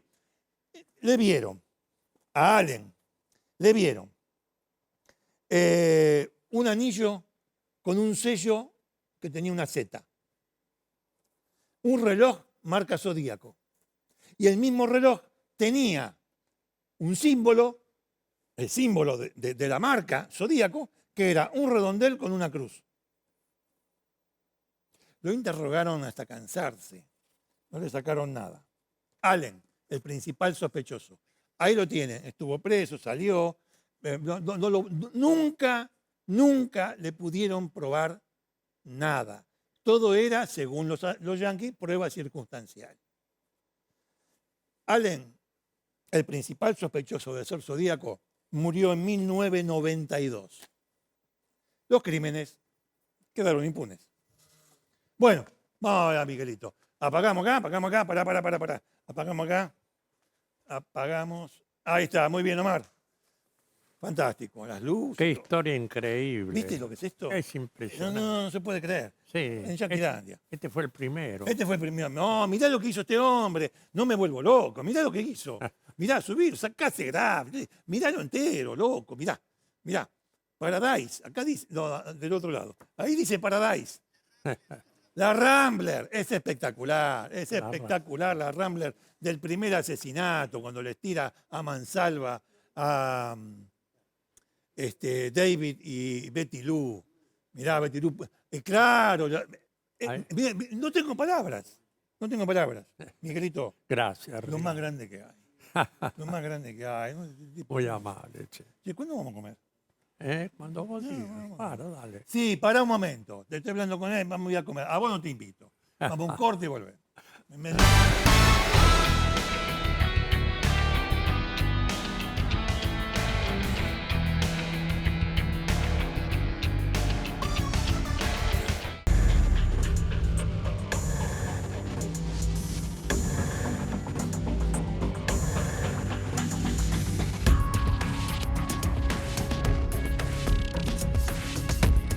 Bueno, continuamos en Cámara de Crimen con este caso que ustedes vieron recién, esta introducción. Es el crimen de una mujer que ocurrió en el año 21, pero parece que no hay mayores avances para determinar quién la mató. Rosa Marta Invernón tenía 73 años para el año 21. Hay actualmente... ¿Por qué esto? Porque hay actualmente una recompensa, ahí la vemos a la víctima, una recompensa que ha sido aumentada. Había en principio 5 millones de pesos para quien aporte datos que permitan la detención del autor. Ahora la decisión es que esa recompensa sea de 10 millones de pesos. ¿Qué pasó con la señora Invernón? Que no se puede avanzar en este caso. Ella, para octubre del año 21, que fue cuando esto ocurrió, el 16 de octubre del año 21, ella vivía en Villa Adelina. Pero había obtenido, o tenía la posibilidad, mejor dicho, de visitar el Parque Nacional Ciervo de los Pantanos, Campana. Una mujer sola. Sale de su casa muy temprano, 8 y pico de la mañana, de ese día, 16 de octubre del 21. La señora va a un kiosco, carga, le da una, carga, sube, también el celular, compra crédito para su celular y se va para allá. ¿De qué manera se va para allá? Bueno, se toma un colectivo hasta Villa Ballester y en Villa Ballester el tren. Pero fíjese. El tren. Bueno, nada, entonces son 6 estaciones hasta aquella que está más cerca del parque que iba a visitar. Tren Mitre, ramal Zárate. ¿En qué estación se baja? Una estación que en realidad es un toco y me voy, porque no hay comercios, no hay boletería, ni nada por el estilo, que es la estación Otamendi. Se baja ahí, la estación Otamendi, pero ¿por qué? ¿Por qué ahí? Porque está a 10 cuadras de la entrada al parque. La señora hace todo este trayecto, es decir, dentro de todo rápido, y llega hasta allí. ¿Qué tenía que hacer? Vamos a ver, mire esto. La señora llega a la estación Otamendi, mire, ¿ve? Acá. ¿Sí? Ahí está la estación. Bueno, como usted ve, siguiendo derecho, cruza un puentecito acá. Acá dice escalera, ¿ves? Una escalera. Siguiendo derecho, ella lo que iba a hacer es esto. Siguiendo derecho por la calle Cordero, ¿a dónde llega? A la entrada del parque. ¿Sí? Es lo que iba a hacer la señora. Bueno, ahí, fantástico. ¿Lo hizo? No. No se sabe. Desde que se bajó ahí, se le pierde el rastro hasta horas después. ¿Qué? Bueno, la señora no aparece en este trayecto, sino que aparece el cuerpo de la señora. Aparece acá un paseante que iba por ahí, lo vio.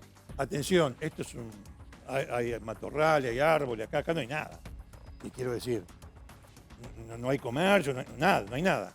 Bueno, hay una especie de sendero y ahí un tipo que paseaba o que pasaba, la vio. Y ahí da el aviso. La señora Invernón, la señora Rosa, tenía muchísimos golpes en su cabeza y en su cara. Tenía la nariz partida, bueno, un montón de golpes. Tanto con el puño, dados con un puño, como con un elemento que podía ser de metal, ya incluso de madera, redondo, sin punta, ni sin filo. Y tampoco con filo, quiero decir. Bueno. ¿Había algún otro elemento allí para analizar? Sí.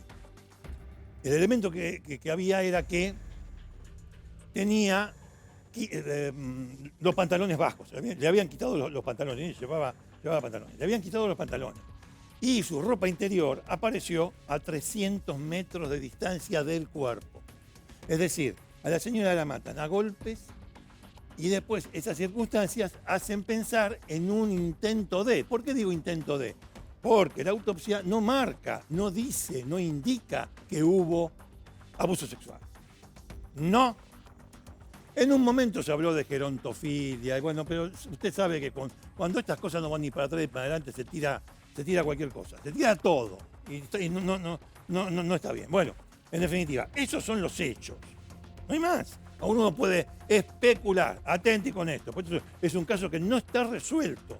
Y es del año 21 y obviamente se mueve porque aumentaron la recompensa. Uno puede especular. Bueno, alguien la engañó. Ella preguntó, pudo haber preguntado o no, alguien la engañó, la vio sola y la llevó hasta ahí. Tal vez con alguna intención de esa naturaleza, con alguna intención sexual, tal vez.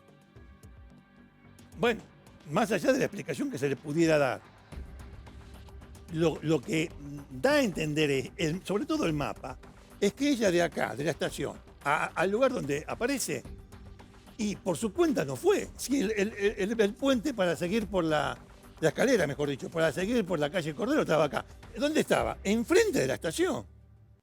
Además, no es una persona que no supiera. Evidentemente se lo llevaron preso. Quiero decir, el hallazgo del cuerpo da que pensar que pudo haber un engaño o una presión, una amenaza para que se desvíe del camino. Otra cosa, ese lugar no hay nada, más bien abandonado, ¿no? Digamos. Tiene la parada porque, bueno, queda ahí nomás de un parque nacional, está bien. pero acá no hay nada. Alrededor de la estación no hay nada. No le dije que no tiene ni boletería. Bueno, muy bien. ¿Cómo es posible? En el año 21 estamos en el 25 y esto no va ni para atrás ni para adelante. Vamos a hablar, sí que la tenemos en línea, ha sido muy amable de su parte, con la fiscal que tiene este caso, Ana Laura Brizuela. Doctora, ¿cómo le va? La saluda Canaletti desde Cámara del Crimen. ¿Qué tal? Buenas tardes. Buenas tardes. Dígame, ¿por qué se complicó tanto este caso? Porque así explicado, usted vio, es sencillo de explicar, digo, los acontecimientos no son muchos, no hay entrevero, sino que es una cosa bastante simple. Ahora, no hay ninguna pista para seguir, no estoy diciendo que me revele el secreto de sumario ni nada, pero no hay ninguna pista para seguir. Bien, cuando nosotros empezamos con la investigación, empezamos a tratar de recabar testigos principalmente. Sí. La particularidad de este caso es que el día que esto pasa, fue un 16 de octubre, el día previo al Día de la Madre, un sábado por la mañana, era cerca de las 11:05 de la mañana cuando Rosa baja del tren. Y ya para las 11:30, minutos antes de las 11:30, la persona que llama al 911 ya la encuentra. Con lo cual 25 minutos después. Exacto, es un periodo muy acotado. Y a eso tenemos que descontarle que para llegar donde ustedes mostraban recién el croquis del lugar, Sí, sí. para llegar al final de la escalera, que ella lo tuvo que haber tomado sí o sí, es una escalera muy empinada, es una zona de barranco que llega a la estación. Sí. Por lo menos a una persona de su edad, el cálculo que nosotros estimamos, que cronometramos en su momento, sería de entre 5 o 6 minutos. O sea que eso nos deja un margen de 20 minutos. Sí. Ese camino que lleva, es la calle Cordero, que es la misma que dobla, conduce a un lugar donde está la balsa que cruza la gente a través de Otamendi al río Paraná, en la zona de islas, y paralelamente hay un circuito de motocross ahí al final. Ajá. Un sábado en ese horario y con el día que hacía, porque era un día precioso, sumamente soleado, ya ya no hacía frío prácticamente. Dadas las características, había bastante circulación de personas por el lugar. Bueno. O sea, personas en vehículos, no personas caminando. Bueno. Entonces, bueno, empezamos a tratar de recabar datos de testigos.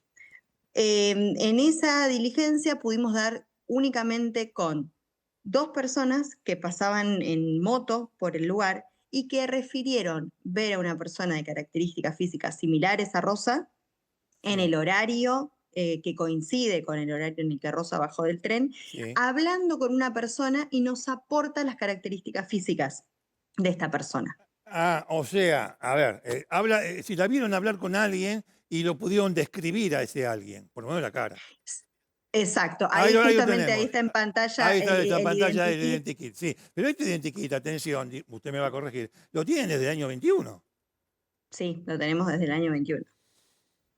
Lo tenemos desde el año 21, este identikit se difundió, Sí. apareció otro testigo, lo único que pudimos lograr a partir de este identikit es que aparezca otro testigo que nos dice sí, yo la vi hablando con una persona que sí coincido con las características y la descripción del identikit. A ver, esa persona que era alta, robusta, de tez blanca, de tez morena, ¿cómo le dieron esas explicaciones? Sí, Rosa era una señora alta, lo pueden ver en las fotos, ¿Sí? Era una señora alta.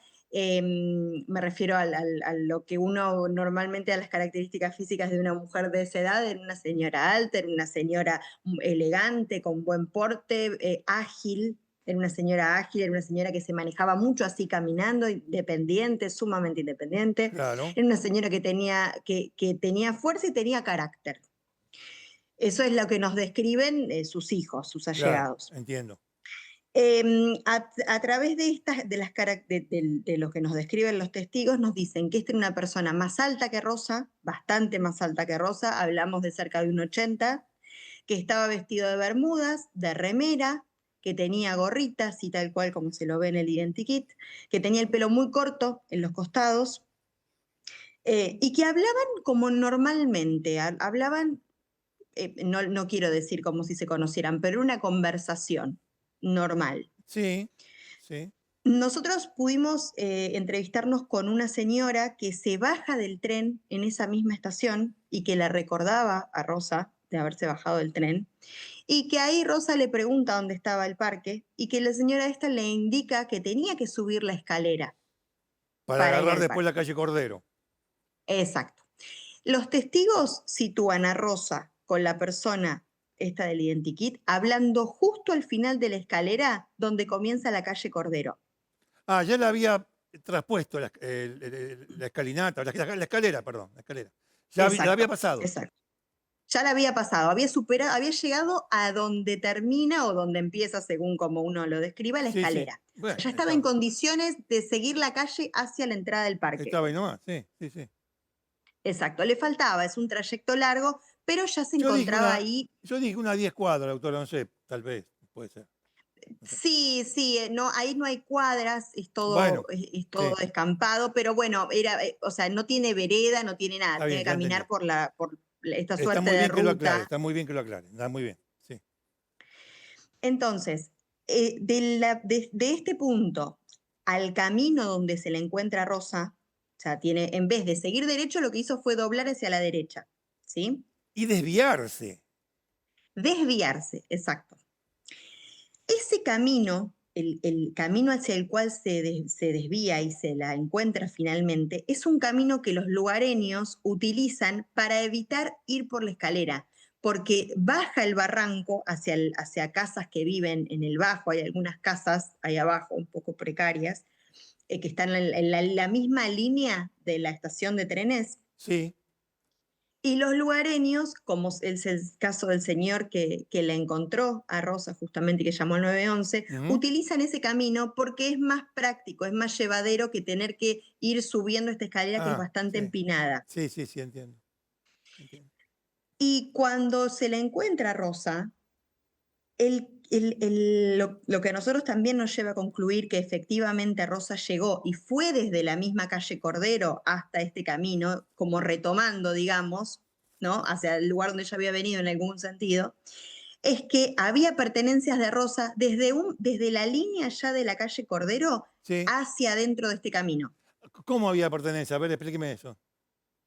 Rosa llevaba consigo su cartera, una bolsa con algunas frutas, algunas cosas que ella se había llevado, Sí, sí. tenía una campera, tenía un gorro, Sí. tenía las llaves de su casa, el celular, dinero en efectivo. Y al principio, cuando uno ingresaba a ese caminito, que es en el que la encuentran, lo primero que encontramos hacia la derecha es la bolsa de nylon esta en la que llevaba la fruta, la campera y un gran mechón de cabello de ella sobre estas prendas. Un poco más adelante estaba una zapatilla, Sí. otro poco más adelante estaban las llaves de su casa, y luego la encontré, y en el bolsillo de la campera estaba el celular de Rosa, y un poco más adelante estaba otra zapatilla, hasta que finalmente a unos 20, 25 metros de la calle Cordero hacia adentro del camino, la encontramos a Rosa. Vamos a detenernos ahí. O sea que en todo ese trayecto, lo que usted fue diciendo acerca de lo que se iba hallando, da a entender como que le iban agrediendo. Exactamente. Bien. Le van agrediendo hasta el lugar donde lamentablemente la terminan golpeándola. Ahora, en ese lugar, en el cuerpo, ¿me confirma usted que tenía los pantalones bajos, que no tenía ropa interior? A ver, explíqueme eso porque dio a mucha confusión tal vez esa cuestión. Sí, le habían sacado el pantalón de jean que tenía colocado, se lo habían sacado. De hecho, tenía marcas de arrastre producto del forcejeo para sacarle el pantalón. Mire. Y la ropa interior de ella la encontramos a aproximadamente 300 metros del lugar, adentrándonos en este sector que ahí se veía o sea, como en la continuación del camino sería, para Entiendo. abajo, nuevamente para el lado de donde está la estación. Para el lado donde está la estación. ¿Sabe qué? Sí. Mire, a ver, usted lo repitió 2 o 3 veces, 2 veces. Los lugareños usan ese lugar para... Los lugareños, si encontraron estas evidencias de esta manera, en este lugar, ¿no es un lugareño? Por ahí Lo es muy cierto es vago que lo que digo, ya nosotros, sé. Lugareño hay un montón, no sé cuántos habitantes habrá por allí. Pero bueno, es un tipo que conocía la zona. No fue sí, sobre la calle nosotros Cordero. Y mucho menos un día no, sábado soleado donde había gente que iba por lo menos en vehículo. Evidentemente no, no. también ese mismo camino es el que se tenía que tomar para volver a la estación en caso de querer escapar del lugar. Nosotros hicimos un relevamiento casa por casa, fuimos casa por casa. Esto se hizo 2 veces, esa vez fue la primera vez. La verdad es que fuimos con la división de canes, hicimos un rastrillaje muy importante, hicimos allanamientos de urgencia ese mismo día, Ajá. en busca de cualquier tipo de elemento. Hicimos allanamientos de urgencia, tomamos hasta muestras para un eventual cotejo de ADN de varias personas que daban con las características del identikit. Em, Llevaba una se, gorrita, y ¿no? Llevaba una gorrita la persona llevaban descripta. una gorra, exacto. Mm, Sí, según los testigos, sí. bien. Se hizo, como dije ya, se hizo un relevamiento casa por casa. Se habló con absolutamente todas las personas que vivían abajo. Se hizo una suerte de censo Sí, para relevar a todas las personas que vivían ahí abajo y no arrojó absolutamente ninguno de los allanamientos que se hicieron en ese momento, como así tampoco ninguno de todas las entrevistas y visitas domicilio por domicilio arrojaron ningún tipo de resultado. bueno, Mm. bueno. Tampoco, Sí, tampoco se pudo obtener ADN, se analizaron las prendas de Rosa en 2 laboratorios distintos, en el laboratorio químico forense de La Plata y de Junín, eh, para certificar que efectivamente el resultado que nos estaba arrojando. sí. En sus Y manos, nos, ¿Cómo, perdón? en sus manos, en las manos de la víctima. En las De las uñas. manos exactamente, del subunguial que se realizó, de la extracción de Sí, muestras subunguiales, pero así también de su ropa. Se realizó un recorte de todas las prendas de Rosa ajá. a fin de relevar cualquier tipo de ya sea descamación, alguna mancha Lo similemática, entiendo, sí. cualquier cosa. Sí, sí, sí. Se analizaron las muestras en 2 laboratorios distintos y no se obtuvo ningún tipo de resultado distinto del ADN de Rosa. Distinto de ella, de su propio ADN. Sí, entiendo. Entiendo. Exactamente. Entiendo. Bueno, a ver, llegado a este punto, y por eso estamos repasando este caso, a aquellos que puedan aportar algo, teniendo en cuenta que la historia está contada, aquellos que puedan aportar algo, bueno, pueden acercarse hasta la fiscalía y aportar lo suyo. Hay una recompensa. A ver, al margen de la recompensa, porque no puedo con mi genio, doctora, al margen de la recompensa y al margen de que lo estamos poniendo ahí, ¿no hay nada más para hacer? Realmente la causa ya a ver, uno obviamente el objetivo acá es darle una resolución a la causa y uno no puede ser necio ni pensar que es omnipotente y que sabe todo, No, obviamente. obviamente que no.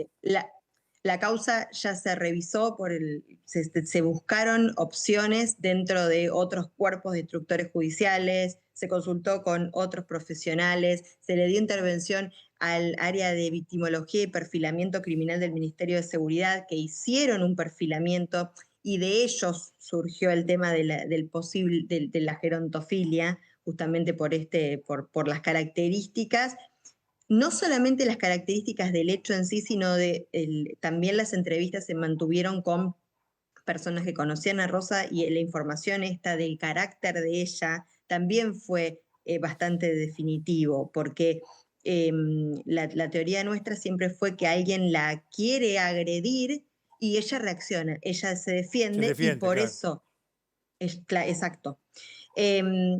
Nosotros hicimos, o sea, sometimos a muchos profesionales la evaluación de esta causa. También intervinieron organismos de derechos humanos, organismos como por ejemplo Usina de Justicia, para tratar de analizar el caso en sí y poder aportar. Siempre estuvimos abiertos, y lo seguimos estando obviamente, a recibir cualquier tipo de aporte, de información, de idea, de nueva tecnología, lo que sea. Sí, entiendo. Y lo cierto es que hasta ahora los caminos nos han quedado truncos. Bueno, esperemos que esta situación cambie. Llegó a Cámara del Crimen, estamos haciendo el repaso correspondiente y bueno, confiemos en que pueda haber un avance en este caso. Que sí, es un misterio, al día de hoy es un misterio, pero el misterio es para nosotros. En realidad, cuando se sepa qué pasó acá, van a ver que a lo mejor era más sencillo de lo que uno pensaba. Pero bueno, son especulaciones. Doctora Ana Laura Brizuela, yo le agradezco muchísimo su gentileza. No es fácil que los fiscales hablen, y así que se lo agradezco. Se lo agradezco porque es un aporte que hace usted para la investigación, la difusión del caso en este punto, y también porque nos puede explicar sin necesidad de ninguna conjetura las cosas como son. En una palabra, le agradezco mucho. Bueno, por favor, a ustedes por la difusión, y sí, realmente lo que uno más quisiera a esta altura es poder darle, bueno, desde siempre, ¿no? Pero darle una respuesta a la familia. Claro. A esa familia que está ahí atrás, a sus 3 hijos y a todo el resto de su familia que esperan por justicia y ojalá que podamos dárselas. Bien. Aunque tarde, pero que se las podamos dar. Muchas gracias, doctora. A ustedes, hasta luego. Hasta luego. Bueno, señores, ahí lo tienen. ¿Qué hacemos? Pausa y volvemos.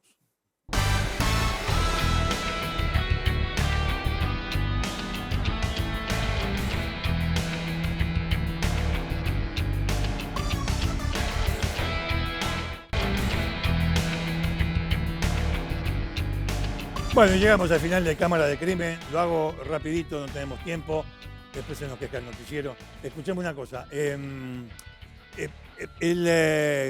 Después que termine el programa, ahora, un poquito, ya están los ganadores del concurso de la Casa de la Lapicera. Ya están los ganadores. Así que después que termine el programa, no vayan ahora.